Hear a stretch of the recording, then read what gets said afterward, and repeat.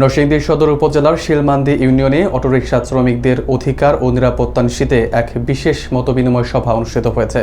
একটি দুর্ঘটনা সারা জীবনে কান্না এই স্লোগানকে সামনে রেখে আয়োজিত সভায় শ্রমিকদের সুখে দুঃখে পাশে থাকার অঙ্গীকার ব্যক্ত করেন বিএনপি নেতৃবৃন্দ।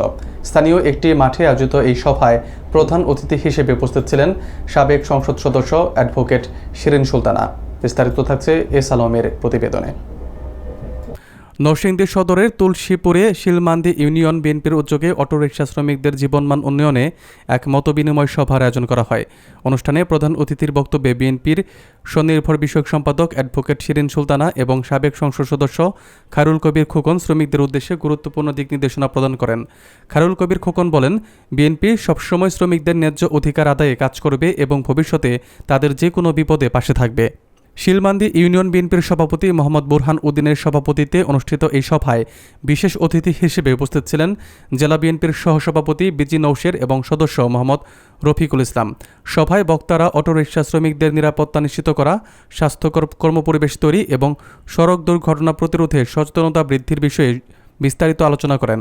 এছাড়া সদর উপজেলা যুবদলের আহ্বায়ক হুমায়ুন কবির রাসেল ও মেরাজুল হক সহ অঙ্গ সংগঠনের অন্যান্য নেতৃবৃন্দ শ্রমিকদের দাবি দেওয়া বাস্তবায়নের আশ্বাস দেন। অনুষ্ঠানটি সঞ্চালনা করেন ইউনিয়ন বিএনপির সাধারণ সম্পাদক মোহাম্মদ হারুনুর রশিদ, যেখানে বিপুল সংখ্যক শ্রমিক তাদের সমস্যার কথা তুলে ধরেন।